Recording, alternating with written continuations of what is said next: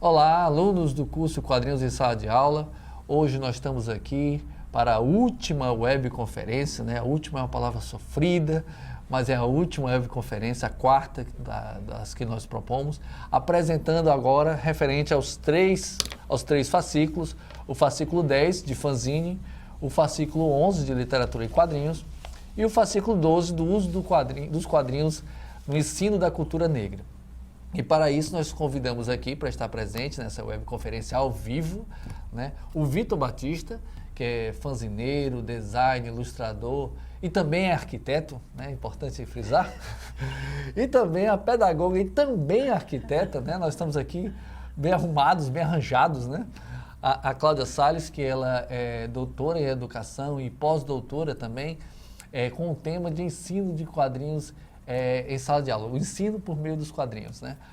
Então a gente vai falar um pouco sobre os temas desses nossos fascículos e como vocês sabem, ao final nós vamos abrir espaço para as perguntas. É muito importante que vocês usem desse espaço para perguntar qualquer coisa. Na vez passada ficaram conversando, a gente ficou conversando aqui, vocês conversando ali, mas é importante vocês trocarem uma ideia com a gente, porque esse momento síncrono é justamente a oportunidade que nós temos de poder trocar uma ideia juntos, né?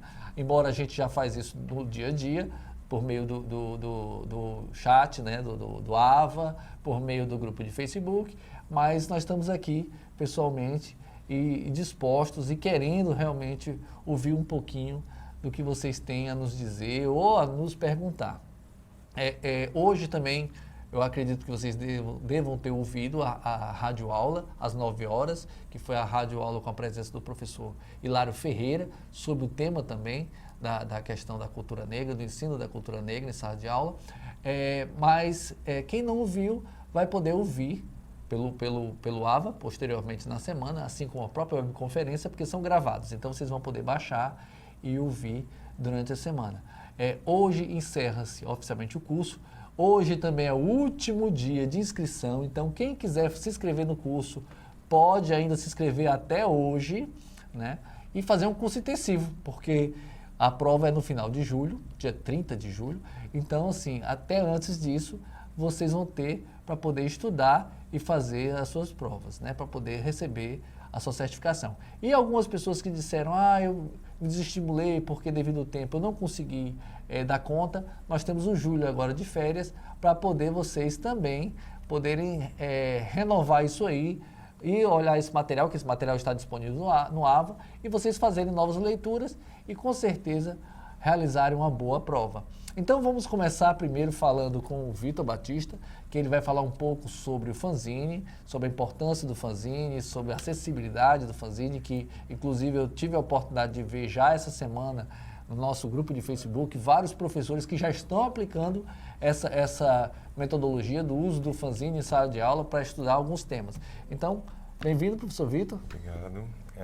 Então, a gente pode começar assim, falando sobre fanzine, né?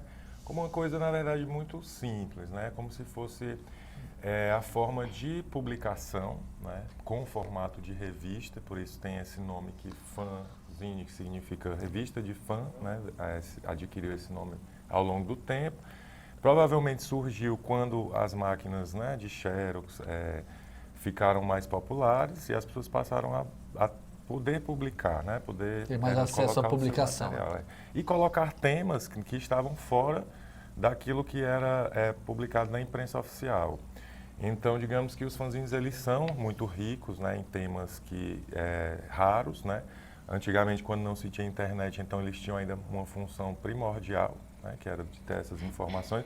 Eu ainda na minha infância, né, eu sou tão velho assim, mas utilizava os fanzines para comprar discos, fitas de VHS gravada de shows de bandas que você gostava. Então você não tinha YouTube, né? Você não tinha esse acesso e as lojas eram limitadas e era muito caro esse material. Então era uma forma de adquirir, por exemplo, né? Então a gente vê temas ligados às minorias também nos fanzines, né? Colocados também coisas de relatos pessoais, formas de ver o mundo, expressão artística. E muitas vezes para o fanzineiro isso é uma escola, né? Você aprende muito o processo de editoração, diagramação, publicação e distribuição, né? Para depois você tomar um passo mais profissional, poder trabalhar numa editora, até abrir mesmo seu selo, né? Ganhar alguma coisa assim nessa área, né? Do tipo. E você produz fanzines, mas também de vários formatos, né? Você trouxe alguns exemplos aí. Trouxe. Você poderia até mostrar? Assim, a minha história, né, com os quadrinhos, os fanzines, ela começou muito cedo. Eu já fazia histórias com personagem da Turma da Mônica, quando criança e tal. Aí o meu irmão falou que eu seria processado por usar os personagens na terceira. Eu tive que criar os meus próprios personagens ainda criança e eles eram baseados nos meus amigos. Né? E naquela época, né, não existia ainda a história do fanfic, né? O fanfic, ou seja, o fanfic hoje eles fazem isso, né? Eles usam personagens que já existem e publicam livros em cima disso. Né? E no fanzine você fazia isso. Fazia isso. E o meu pai tinha acesso a uma máquina de Xerox no trabalho e aí ele tirava algumas cópias que eu distribuía para os meus amigos. E uns desses quadrinhos foram bater na oficina de quadrinhos da UFC, que já funcionava. E o professor Geraldo Jesuíno, na época, viu e eu tinha 9 anos, mas ele disse, traga ele aqui para a gente ver, né, conhecer e tal. E eu passei a frequentar a oficina ainda criança, né, o espaço do Benfica, onde eu conheci o Iver, Daniel Brandão, JJ, esse pessoal que trabalha com quadrinhos aqui há bastante tempo, né, Marcílio e tal. E aí foi uma entrada para esse mundo e descobri que eu já fazia fanzine sem saber nem o que era fanzine. Então acho que muita gente faz isso, né, e depois descobre que tem um nome, que já é uma coisa estudada, né? já é disseminada e tem uma utilização específica. Né? E aí eu comecei a publicar meus quadrinhos, meus fanzines. Na época também conheci a Cláudia nessa época dos fanzines, né? 98, 99, né, Cláudia? E aí, né? Por aí. 20 anos atrás e eu comecei a criar meus personagens e passar a fazer uma distribuição pequena, né, pela cidade, nos lugares, e as pessoas acompanhavam as histórias e pediam mais. E um desses quadrinhos, né, que depois, em formato de fanzine, pôde ganhar um prêmio, né, tá dando para ver ali, né, que é o Seven Days, que ele é uma série de personagens que moram, assim, numa cidade como Fortaleza e vivem aventuras, né, tem muito palavrão. Para a época não era muito publicado esse tipo de quadrinho, assim, não era bem visto, né? Não era. E tal. E ele, atualmente, ele ganhou uma releitura também, que é um fanzine, porque esse não saiu por uma editora, né? Esse aqui ganhou um edital do governo do estado e a gente pôde publicar como livro. Então, esse já não é mais um zine, mas era um fanzine que virou livro. Então, tem essa diferença, né? Ele evoluiu. Ele evoluiu. E aí eu lancei, mas ele voltou a ser um fanzine, né? Muito bem acabado, com costura, que foi a compilação das primeiras histórias que não estão nesse aqui, que esse aqui eu pude lançar esse ano e tal. E, assim, por exemplo, esse aqui eu também não tive recurso de editora, que eram as histórias do café onde eu trabalhei, a história do Vitor Barista, que era o tempo com que eu trabalhei como barista. Então, eu lancei também independente, né? A incrédula história de Lucila do Amado Getúlio, também a história de uma personagem feminina que vive as questões de ser mulher sozinha no mundo, né, atual e tal. Então, também lancei como um fanzine. Esse aqui foi um prêmio de literatura, né, que ele já é colorido e tal, que é o Inimaginável. O prêmio Luiz Sá. Prêmio Luiz Sá. Você até agradeceu ao Raimundo Neto, que eu vi aqui depois. Então, esse já saiu como formato de livro. Então, tem essa diferença. O fanzine, ele é feito de forma mais artesanal, com acompanhamento mais próximo, enquanto o livro você manda para uma gráfica grande, né, e passa por uma editora, tem uma catalogação. E é importante enfatizar que o fanzine não necessariamente ele é de quadrinhos, né? Existem fanzines de quadrinhos ou fanzines que também contemplam quadrinhos. Mas o fanzine ele pode ter uma série de outras coisas. Tem fanzines só ligados à música, né? Fanzines ligados a outras culturas, a teatro, coisas desse tipo. O fanzine, na verdade, ele tem um formato parecido com revista, né? Revista você tem de todos os temas, então o fanzine você também pode ter de vários temas, só que a questão é a forma de publicação, né? Então, assim, as pessoas aproveitam para fazer uma coisa, às vezes, que dificilmente poderia ser feito numa gráfica grande, como às vezes assinar, né? Cada um por um, com sua própria mão, ou pintar, ou colar alguma coisa e tal, com um acabamento mais pessoal, mais artesanal. E o formato é totalmente distinto, né? Como o Vitor falou, existem fanzineiros que gostam, inclusive, de fazer um por um, né? Não gosta nem de reproduzir em gráficas rápidas, ele gosta de fazer um por um e assinar e dizer, olha, essa peça é única, né? Tem essas características. Enfim, é como o Vitor estava falando, o que difere é o formato, mas esse formato, essa variação de formato, que é estabelecido pela criatividade de quem faz, isso é um ponto muito importante para o professor trabalhar em sala de aula também, não é? Tem até editoras que se apropriaram, né, dessa linguagem dos fanzines, porque viram essa potencialidade de se aproximar com o público, né, e criaram publicações que têm essas tiragens menores, são mais bem cuidadas, mais bem acabadas, muitas vezes com capas que são cortadas, né, à mão, amarradas e tal, utilizando assim a coisa mesmo do trabalho artesanal, né? Saindo um pouco dessa coisa da indústria, de imprensa grandona que faz milhares e gera muito lixo, que a gente está aqui no jornal, não pode nem falar hoje. Mas olha, em um professor em sala de aula, o que você acha que poderia ser explorado nessas características do fanzine? O que ele poderia fazer com seus alunos em sala? Então, assim, é muito... Dependendo da matéria, eu acho que para todas as disciplinas, né, assim, pode ser feito... A criação mesmo, a coisa de montar, a coisa de escrever. Enquanto você escreve algo sobre um determinado conteúdo em sala de aula, você já fixa mais, já organiza aquilo ali. Pode... e aí misturar com arte, né? Colocar letras de músicas que remetam ao conteúdo da sala, recortes, né? Imagens. E opiniões, né, dos alunos, o que é que eles, como eles veem o mundo, o que eles esperam, né, o que eles acreditam, né, o que eles estão pensando, para que eles possam discutir sobre o conteúdo ideológico que permeia a escola, né? Na realidade, assim, toda a teoria que é falada no curso, né, só muda a questão do formato, no caso, né? É você usar esse fanzine, você passar para o aluno o que é um fanzine, que ele está fazendo fanzine, que ele está publicando aquilo ali, que isso aí né, gera uma vibração diferente, né? Ou seja, não é uma redação de repente, não desmerecendo a redação, mas ele pode fazer vários trabalhos usando esse modelo de fanzine, sendo um fanzineiro, que isso aí independe do tema, independe do que vai ser realmente permeado, mas o que mais importa é você conseguir com que o aluno se envolva nessa atividade e você possa fazer a sua avaliação, a avaliação desse aluno, desse grupo de alunos, porque você não necessariamente precisa fazer um trabalho individual por conta disso. Inclusive, a Cláudia já foi fanzineira também, né, Cláudia? Fui, adoro, inclusive. Fui, na época, fazia faculdade de arquitetura, o Vitor também, e a gente nutria uma paixão por quadrinhos, mas cada um para um lado. E aí a gente rejuntou um grupo, acho que Neudson, lembra do Neudson, também começou a reativar os personagens deles que estavam guardados. Eu gostei do lembra do Neudson. Porque faz tempo, né? Assim, ele um dia desses na feira. Né? Ele está fazendo tipografia com uns quadros bem bonitos, não parou de produzir. Artista fabuloso. E aí eu, juntamente com Dom Cabral, que é um ilustrador fabuloso. Que tem trabalhos também em relação ao meio ambiente, né? Ele faz quadrinhos com o meio ambiente. É excelente para quem, inclusive, quiser visitar a página do Dom Cabral para trabalhar com o tema transversal, a questão ambiental, é fabuloso. Ele tem um trabalho já com escolas, né? Então, e com o Lene, que é também outro ilustrador apaixonado por quadrinhos, nós três fazíamos ali uma tríade e nós lançamos 10 quadrimix. Quadrimix. Era o nome do da cine.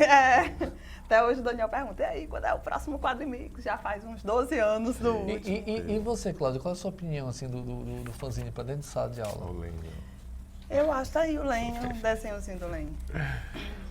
Para não deixar nosso espectador curioso. Nosso internauta sem ver, né? Também está aqui um desenho do Lênio. Vai ficar de fora, né? Aqui tem alguns desenhistas. Eu acho uma opção maravilhosa para o ambiente escolar. Primeiro porque é barato, né? Então, toda escola, desde a particular que tem, vamos dizer assim, em termos de infraestrutura, é melhor equipada do que os da prefeitura, mas todas elas, desde da realidade da prefeitura do estado até a particular, todas elas têm uma máquina de xerox, que é o que o Vitor estava falando. Então, com a máquina de xerox, você consegue fazer a reprodução em série para ser distribuída pelos próprios alunos, sem que tenha essa questão da maneira, a finalidade que o zine é feita, que não é para finalidade comercial, que é isso que diferencia a revista ou o jornal, qualquer outro. Ele tem uma finalidade comercial que não é própria do zine. A finalidade do zine é você fazer a divulgação, disseminar ideias, paixões, coisas que de repente estavam guardadas com você e que de algum momento você resolveu que quer compartilhar isso com uma quantidade maior de pessoas. Inclusive você hoje está sendo muito comum os zines autobiográficos, né? Sim. Que é até uma coisa muito interessante a ser usada, uma prática muito interessante a ser usada na sala de aula, que é justamente você provocar, porque às vezes a pessoa não gosta de falar de si, mas quando ele faz uma produção em quadrinhos, ele consegue se manifestar. O Vitor tem, né, o café lá na época. Café do barista, né? Do barista. Vitor Barista. E conta um pouquinho as aventuras. E na época do Quadrimix eu tinha a Marilac, que era uma estudante de arquitetura que tinha dilemas que só nós, né, Vitor, do curso, você precisa fazer. Arquitetura. Arquitetura. Nesse andado da carruagem, é?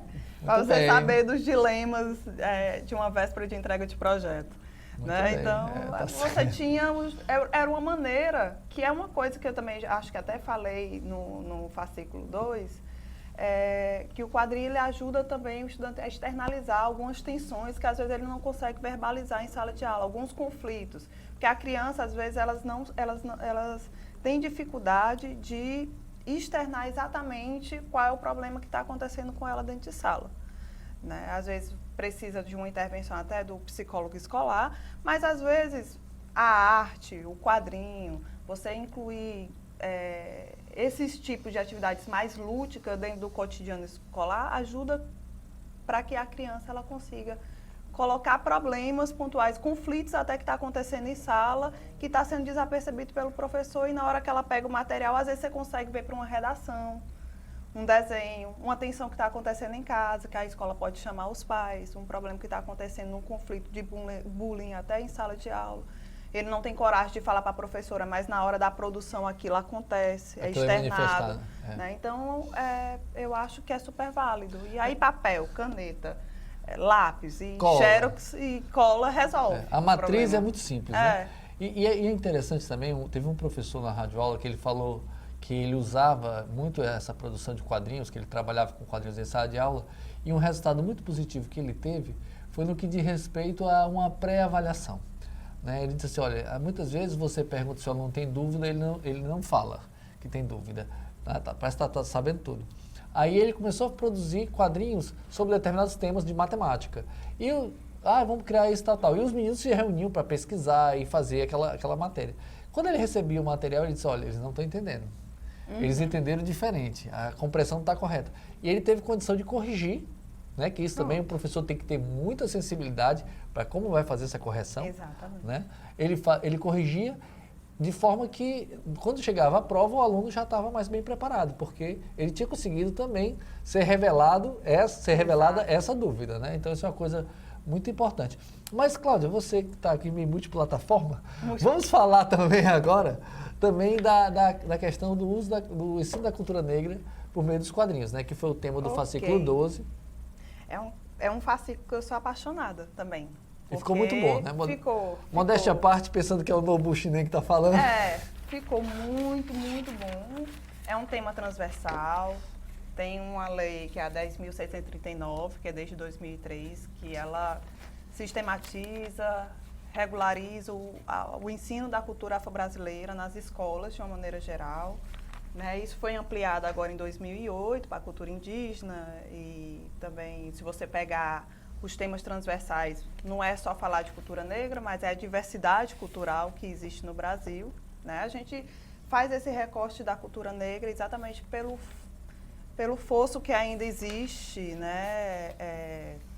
Entre a população negra, que ainda tem pouco acesso a uma determinada série de benefícios e privilégios que a sociedade oferece. Então, o acesso ainda, embora tenha melhorado, né, e através de muita militância, muita discussão, muitas divergências, Mas isso tem melhorado, né, a questão do acesso, mas ainda é um tema pertinente que precisa ser problematizado sempre. Né? E nos quadrinhos hoje, você acha que essa representação, nos quadrinhos, na TV, no cinema, você acha que essa representação negra hoje é mais presente? Eu acho que assim, principalmente se eu comparo quando eu era criança. Quando eu era criança, você não tinha. Geralmente os personagens negros, eles eram sempre ou ligados a algum serviço doméstico, né? Quando não era aquelas novelas de época, né? Que retratava o período escravocrata brasileiro, ou era ligado a algum serviço doméstico, ou então estava ligado à comédia. E, assim, sempre uma comédia, mas numa comédia que meio que ridicularizava certos aspectos da fisionomia, né, que é característico da raça negra. Então, inclusive, era muito estereotipado, era muito caricato a maneira que era mostrado. O professor Nobushi nem fala sobre isso, né, nos personagens dos quadrinhos até os anos 30, principalmente os anos 30, até os anos 80, 90, que você encontra realmente personagens negros que ainda têm traços mais estereotipados.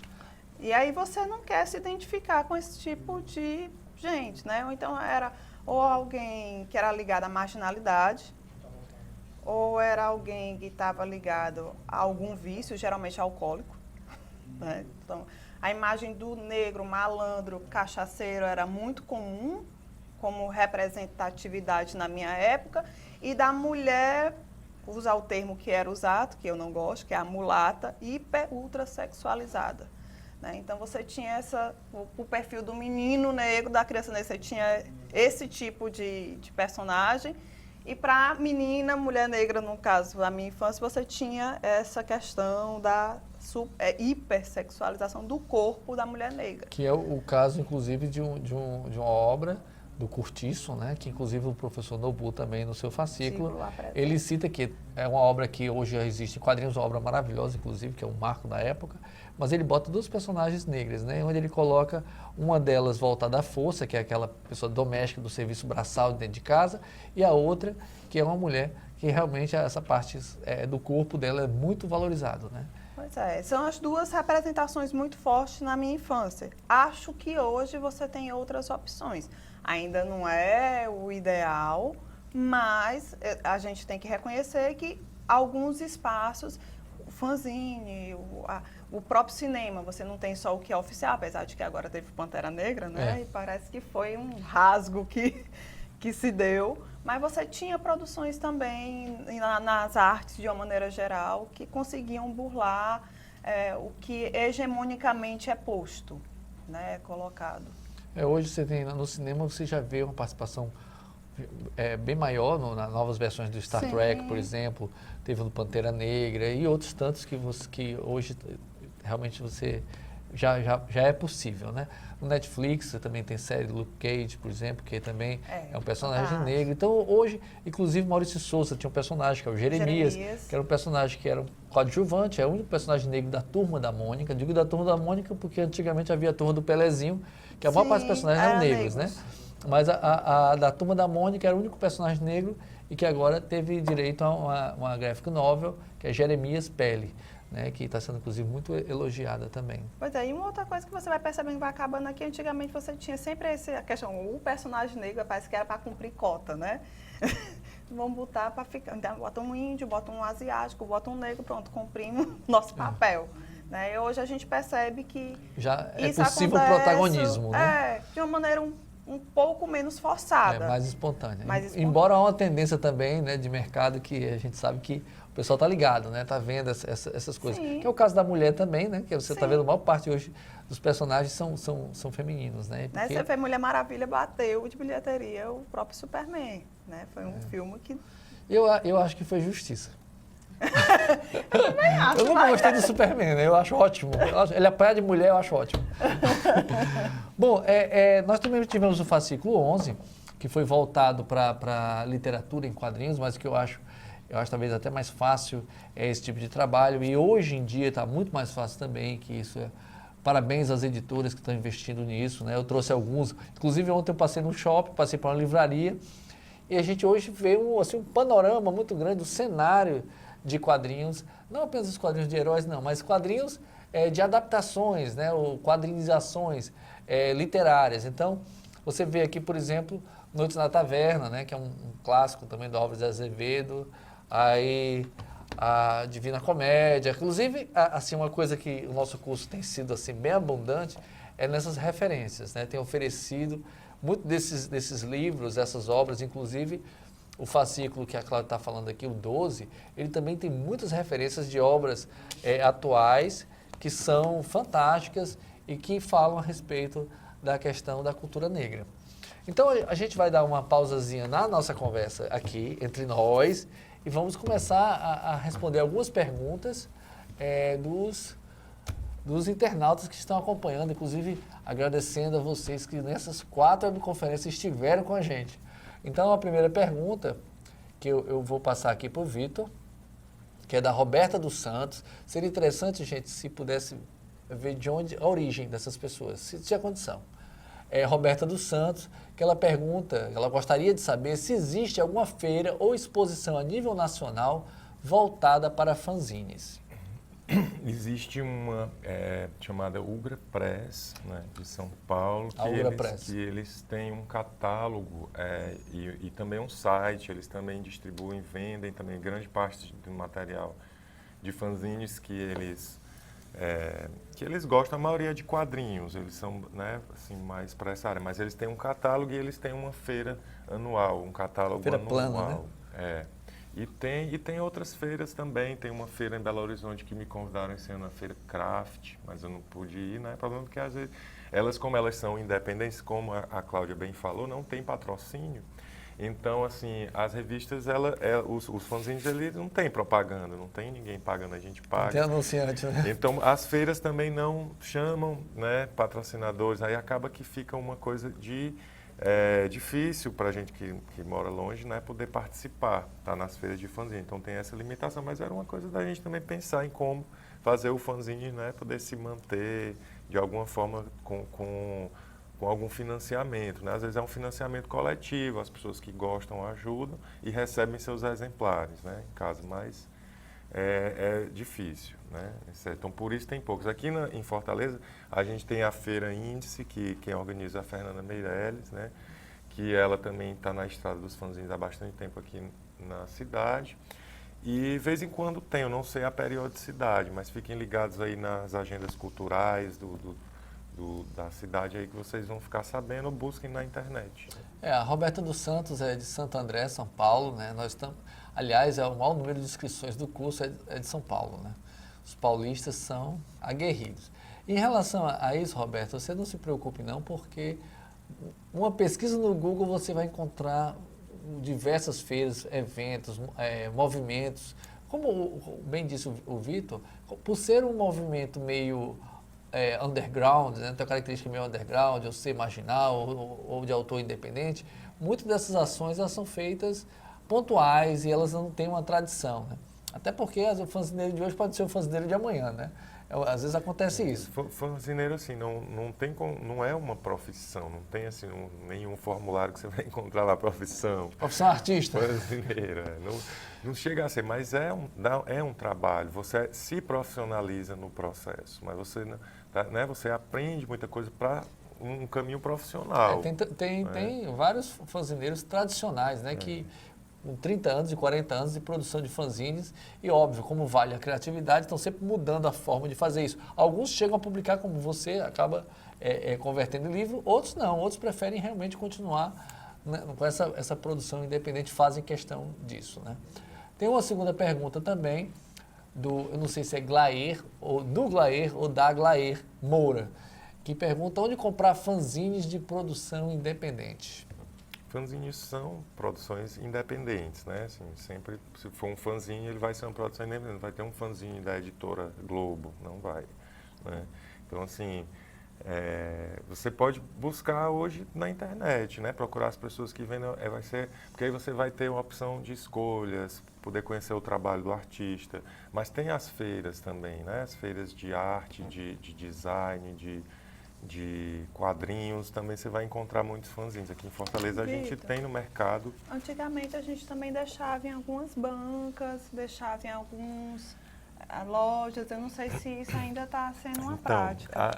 As lojas, né, daqui da cidade, elas nunca, as especializadas em quadrinhos, elas nunca deram muito destaque assim, a essa produção, nunca apoiaram muito bem, não. Então acaba que desmotiva o fanzineiro a fazer essa distribuição nas lojas aqui na cidade. A gibiteca daqui? A gibiteca tem um acervo, né? Assim, uma biblioteca de quadrinhos e tem uma seção de fanzines lá. Tem, pequena. Eu quero enfatizar aqui, gente, já falou isso aqui, eu já peguei aqui o fascículo, que inclusive tem essa dica, que eu acho essa dica maravilhosa, que é da QI Quadrinhos Independentes, que é editada pelo Edgar Guimarães. Ela é disponibilizada gratuitamente na internet, na versão colorida em formato PDF. E o site, eu não vou ler aqui o endereço do site, mas não tem erro não. Se você procurar Marca de Fantasia, que é quem produz, Marca de Fantasia, QI Quadrinhos Independentes, você vai encontrar lá uma riqueza de fanzines em formato PDF, né? E falando sobre outros fanzines, falando de várias regiões do país onde se produz. Então, quem gosta desse tema tem que passar pela QI. Esse fanzine, ele era editado desde a década de 90, certo? Assim, e ele quando não tinha internet, ele era realmente o catálogo que a gente recebia, se não me engano, mensalmente. Né? Eu lembro, cheguei a receber. Eu tenho lá em casa. E a gente entrava em contato lá pelas ilustrações, às vezes o tema do fanzine, a gente entrava em contato e era tudo por carta nessa época. E aí a gente trocava, era muito bacana, antes da internet também, porque eu recebia muito fanzine, como a gente era tipo uma rede, ainda é, mas não tinha o auxílio da internet, então a gente enviava lá para o sul do país, daqui a pouco chegava um monte de fanzine por carta pra gente. E aí, assim, como a troca não é monetária, na moeda, então eu recebia um fanzine e por gentileza eu mandava um fanzine e acabava que essa rede ia se espalhando e o seu material ficava conhecido no Brasil todo dessa forma. Mas tem quem vende, né? Quem na época mandava também dinheiro escondido na carta. Tinha até isso. E realmente tem quem vende, comercializa e tem que vender, porque senão você não paga o próximo. Porque senão eu não pago o que eu gastei, né, para fazer. Mas provavelmente o que move os fanzineiros é a vontade de publicar. A solidariedade, né? Fazer material. Isso aí, montar essa rede, né? Porque eu vejo que existe essa coisa da rede ainda hoje, que o próprio Gazi fala, né, da emoção de receber um fanzine de outra pessoa, de outro estado, né? Que isso era uma coisa muito comum e hoje você recebe também pela internet, né? Inclusive o blogueiro, ele tem muito essa característica de fanzineiro, né? Bom, a Aglaê ou Uglaê, acabou que eu não sei, é de Maranguape, Ceará. E agora nós temos outra pergunta também da Maria de Almeida, de Santo André, São Paulo. Vocês têm alguma experiência do trabalho com fanzine na educação infantil ou uma dica de onde encontrar? Eu nunca trabalhei com criança, não. Assim, eu dou oficinas, né, de quadrinhos e fanzines, mas numa faixa etária a partir de 13 anos, até idosos eu já trabalhei, agora criança mesmo não.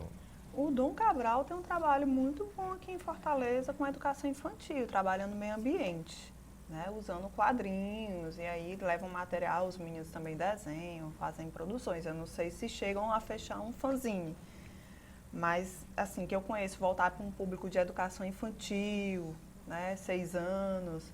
Aqui em Fortaleza eu sei que tem o Dom Cabral. Ok. Vamos voltar, gente, pronto, a pessoa que perguntou, que já vamos descer um pouquinho. Maria? Como é o nome da pessoa? Maria de Almeida, né? Maria, você vai encontrar isso, muitas experiências com o trabalho com educação infantil usando fanzine, no grupo de Facebook do curso de extensão Quadrinhos em Sala de Aula.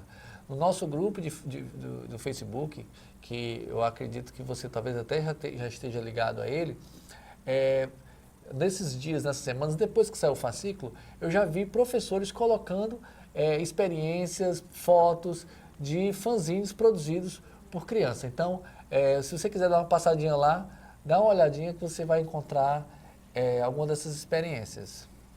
Vamos ver se tem mais alguma pergunta, gente?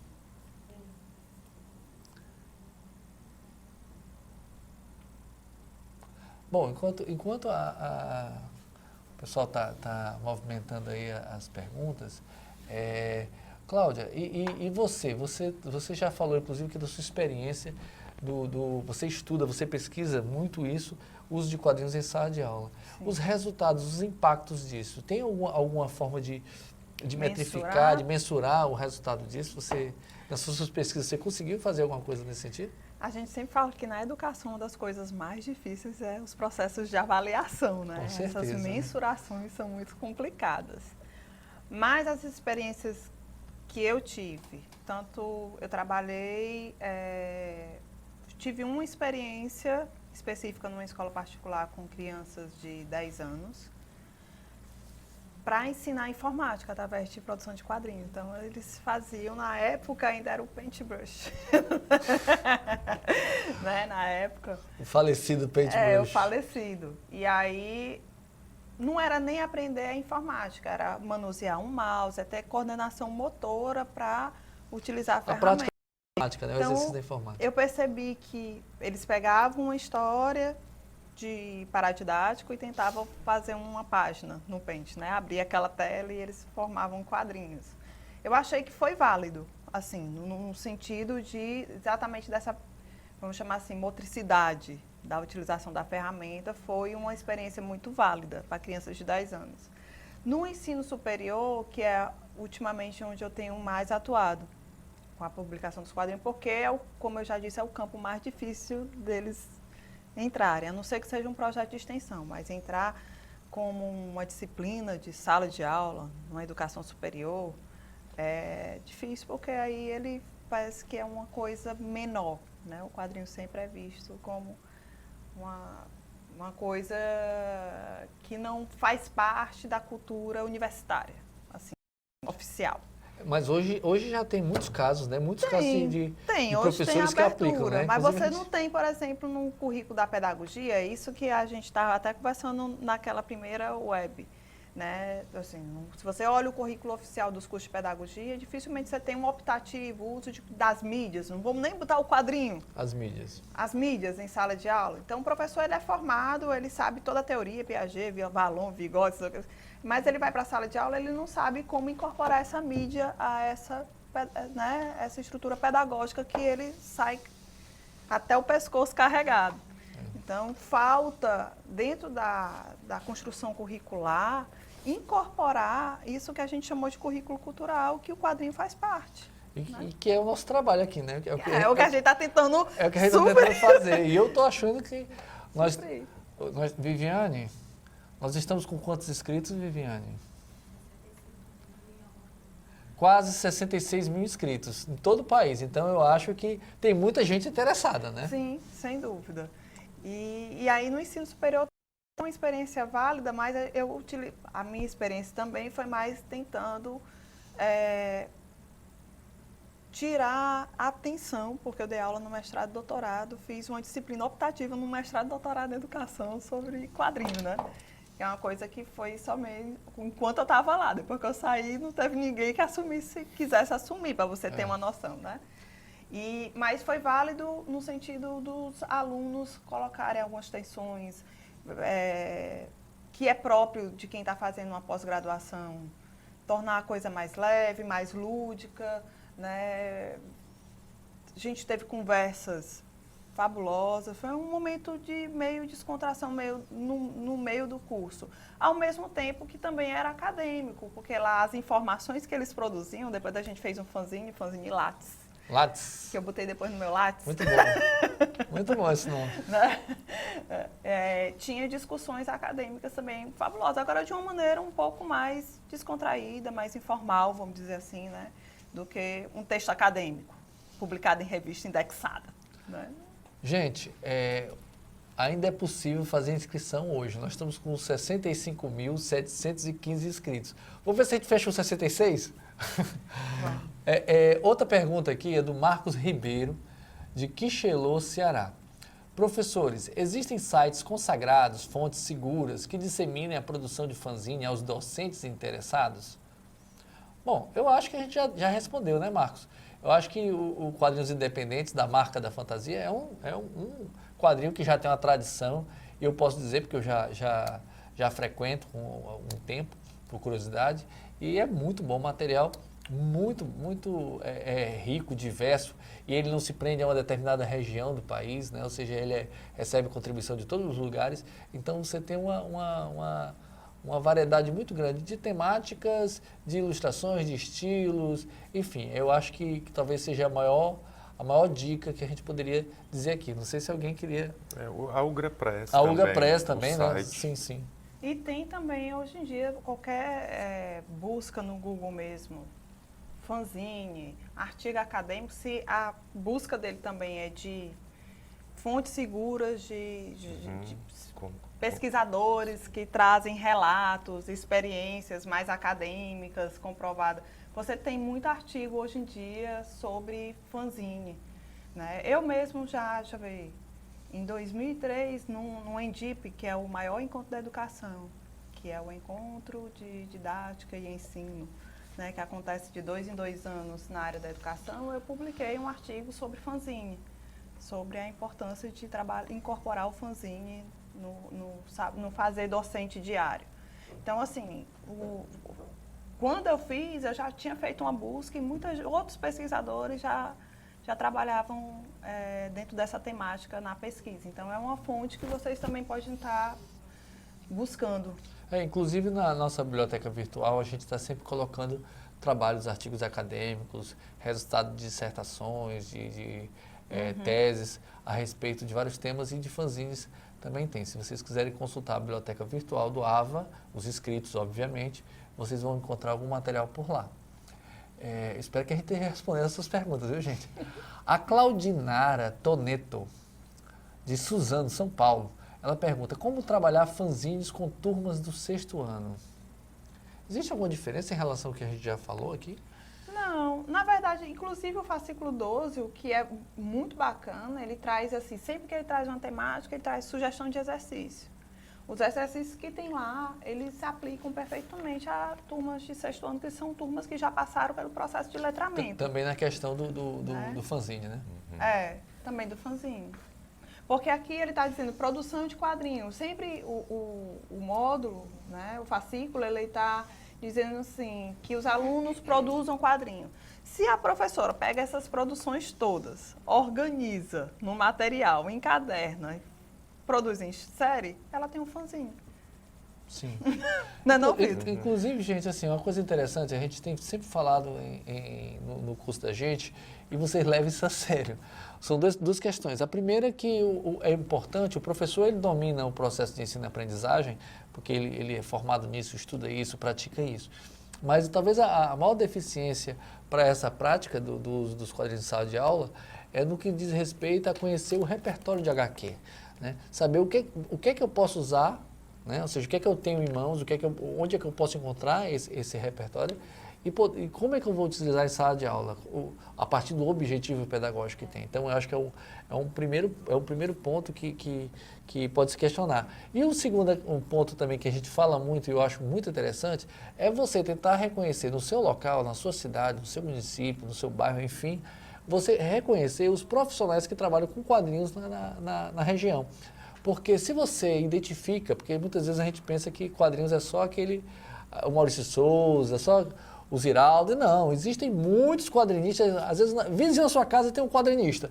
Então você procurar conhecê-lo, saber o trabalho dele e de repente levar para a sua escola, porque isso vai motivar também seus alunos a produzir esse material, saber como é que é o processo criativo, como é que ele faz, o que é que ele tem. Então esse é um ponto muito interessante.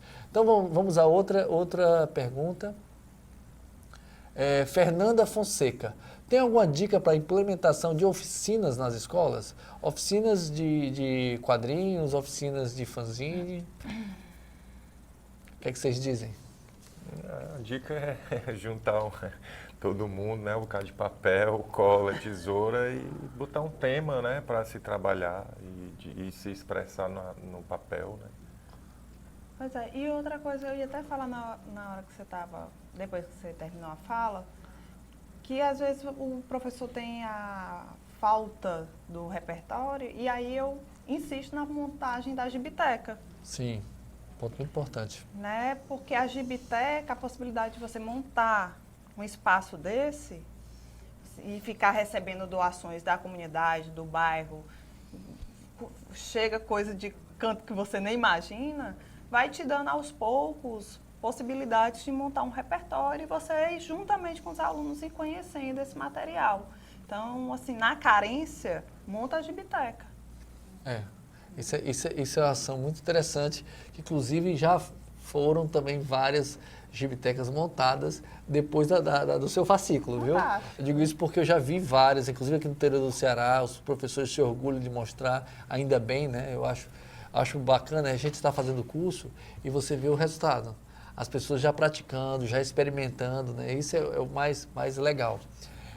Então, Fernanda, a maior dica é ter vontade de querer fazer e botar para frente, né? Inclusive, no curso fala muito sobre esses espaços. A Tabata de Deus, de Curitiba, ela pergunta: como utilizar o fanzine para o ensino da história na educação de jovens e adultos? Então.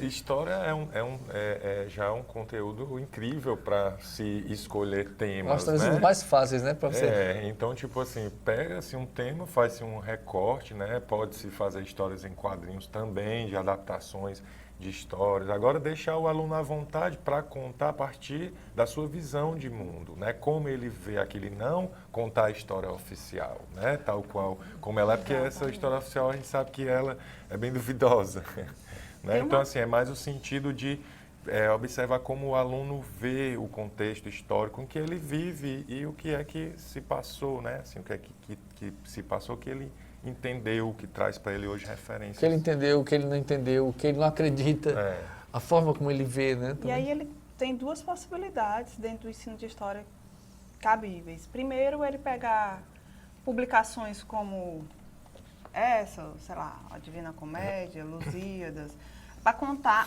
são produções atuais, feitas, sei lá, no século XXI, né? Não tem nenhum assim de história mesmo, mas tipo Flávio Colim, acho fantástico. Né? Então, histórias gerais. Flávio Colim vai escrever, acho que na década de 90, finalzinho, na década de 90 ele escreve histórias gerais. Se eu não estiver errado, depois se eu tiver, vocês podem me corrigir, mas acho que é isso mesmo. Mas é uma história que se passou muito antes, certo? Então, você tem um recorte temporal, quer dizer, eu estou pegando uma produção atual, mas que está contando uma história antiga. E a outra possibilidade no ensino de história é você já pegar uma publicação antiga, feita na época, e avaliar aquele documento. Isso aqui foi produzido na década de 60. Olha como era a mentalidade das pessoas nesse período, olha o que as pessoas produziam. Então, são duas coisas diferentes, mas todas duas cabem dentro do ensino de história. Principalmente a educação de jovens e adultos, que são pessoas que já têm uma mentalidade mais formada, têm opinião muito mais... Ela tem experiência de vida, né? De vida. Ao contrário dos alunos outros. Né? E aí pode fazer isso que o Vitor falou, deixar eles deliberarem as visões de mundo a partir dessas duas realidades. Porque quando você conta uma história de um tempo que já passou, é uma outra percepção. Sempre é a visão do autor sobre determinado acontecimento histórico. Sim. Né? Deixar claro que, na verdade, não é que acontece assim, é a visão do Colim sobre, né, aquele momento histórico. E essas adaptações, né, o sentido delas, digamos assim, já tem o livro, já tem escrito, o livro com certeza é muito mais detalhado sobre informações e tal, só que o quadrinho traz essa visão do artista em como mostrar visualmente, né, e com a sua expressão, o traço que ele vai utilizar, quem o editor chamou para ilustrar a história, então qual é o estilo que ele quer para dar cara àquela história, imagem, né? E isso é atrativo, né? Sem contar que tem todo o processo de pesquisa, né? O figurino, digamos, dos personagens, os cenários, tudo isso diz também, fala alto também, porque dá uma outra visão que às vezes o livro não oferece, né? Porque é uma pesquisa ou uma releitura do próprio autor. A Thaís Silva, de São Paulo, ela pergunta se nós achamos importantes, além de trabalhar com os alunos, atingir também os pais no ambiente dos fanzines. O fanzine aqui está tomando conta, né? Fantástico. Acho que eu vou até mais polêmica. Essa lei, Com certeza, né? É importante também que os pais, né, conheçam também a linguagem dos fanzines, vejam também, acompanhem a produção do seu filho, até para poder também incentivar, né, poder indicar um caminho profissional para o seu filho, que ele manifeste interesse, né? Geralmente quem gosta de fanzine desde criança vai para a área da comunicação, né? Na área do jornalismo e tal, porque gosta de mídia, né?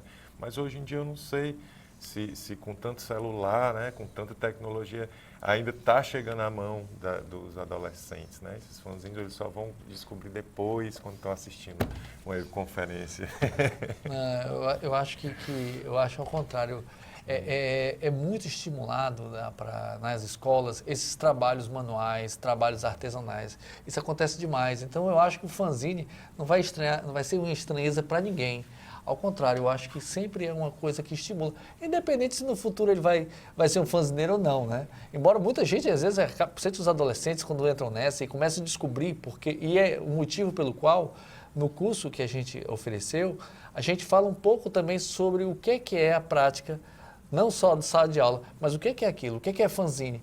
Porque quem leu e quem assistiu a videoaula também do Gás Andraus, que ele é fanzineiro, e isso é muito bacana, porque ele é um artista, então ele fala muito sobre o movimento e o espírito do fanzineiro, que é uma coisa muito peculiar, né? Essa coisa de marginalidade, do autor independente, de fazer a coisa por conta própria, fazer acontecer, né? Então eu acho que isso aí já atrai, encanta. Independente se o cara vai ser um arquiteto, se o cara vai ser um médico, ele vai praticar isso aí. Eu acho que é muito mais fácil e atrativo.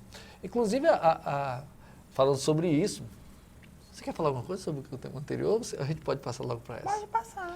Que a Elizabeth, acho que cai já nesse ponto, né? A Elizabeth Oliveira, de São José dos Campos, São Paulo, ela pergunta qual é a série ideal para o início do trabalho com fanzine. Pedagoga. Ai, gente, como o Raimundo Neto disse, o fanzine ele não precisa ser só com quadrinhos. E mesmo que ele fosse com quadrinhos, o quadrinho ele usa a linguagem da imagem junto com o texto, mas nem todo quadrinho tem texto. A gente também falou isso na web do Daniel. Texto verbal, né? Tem um texto implícito. Né? Como aquele do André Diniz lançou por último, agora quase que não tem letramento. O Idiota.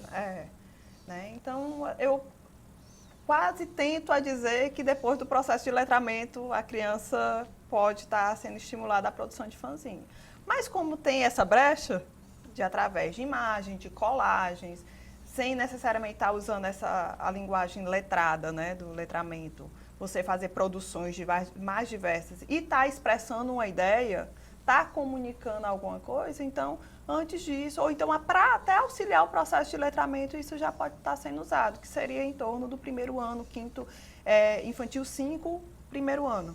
Né, que eles estão passando exatamente por esse processo de letramento. Então, o fanzine ele pode estar servindo como essa mediação, né, entre imagens que são só visuais, que a gente tem na educação infantil basicamente, e a incorporação da linguagem escrita que está sendo exatamente trabalhada nesse processo. Acho que o fanzine pode ser sensacional nesse processo. Inclusive, depois, as produções, as revistas, estando lá, os pais visitando as feiras, vendo as produções. Fantástico. Eu acho que os pais vão babar. Os pais vão babar. Envolvimento dos pais, olha. Eu que sou pai, eu que sou mãe, né? Adoraria. Não. Só acho que falou muito bem. Bom, gente, tinha mais alguma pergunta? Mas assim, estou colocando aqui que a gente só tem 1 minuto, né? Então, 1 minuto é 1 minuto. Então... Bom, gente, eu queria agradecer a vocês, não apenas os internautas que estão acompanhando a webconferência, mas os ouvintes das radioaulas, os telespectadores das videoaulas, os leitores dos fascículos impressos e dos fascículos digitais, a todos vocês que estiveram conosco, acompanharam essa travessia, que foi uma travessia, mas eu acho que foi uma travessia não caudalosa, né? Foi uma travessia gostosa desse curso Quadrinhos em Sala de Aula. Houve um esforço muito grande, não é um trabalho muito fácil, e envolvendo todo o país, né? Ou seja, a gente tentando dar conta, tanto pelo ambiente virtual de aprendizagem, pelo grupo de Facebook, respondendo aos e-mails, enfim. Mas esse compartilhamento a gente aprendeu muito. Nós do nosso lado de cá, da Universidade Aberta do Nordeste, né, que falamos que queremos fazer um curso à distância, sem distância, então a gente tentou se aproximar ao máximo. Eu acho que a gente conseguiu, se aproximou bastante. Talvez uns mais do que outros, porque também, da mesma forma, muitos alunos estiveram mais presentes e outros não. Né? E às vezes a gente descobre que tem gente fazendo o curso e a gente nem sabe. Né? Enquanto no meio da rua, eu estou fazendo o curso. Quem é você? Né? Alguma coisa desse tipo. Mas o fato é que foi uma experiência muito interessante. Aprendem vocês, aprendemos nós. Queríamos convidar, mais uma vez, quem quiser se inscrever hoje, é o último dia, ainda é possível, inclusive para participar da campanha Rumo aos 70 mil, né, que vai sortear um bocado de kit aí bacana. E, para terminar, também, para as pessoas aqui, em especial de Fortaleza, mas quem for do Ceará, da região metropolitana ou das redondezas, pode vir também participar do primeiro encontro Quadrinhos em Sala de Aula, que vai acontecer no dia 5 e 6 de julho. Ele não é preso ao curso, vocês não têm a obrigação de participar. É mais uma ação que nós estamos fazendo e nós vamos ter a participação de praticamente todos os professores do curso, inclusive 5 autores de São Paulo que vão estar aqui exatamente para poder ter esse encontro, que eu acho que vai ser assim, festivo e vai ser produtivo, vai ser muito importante para enriquecer o conteúdo e esse trabalho, essa prática de vocês, encontrar pessoalmente com essas pessoas maravilhosas que vão estar aqui. Então, mais uma vez, muito obrigado e até a próxima.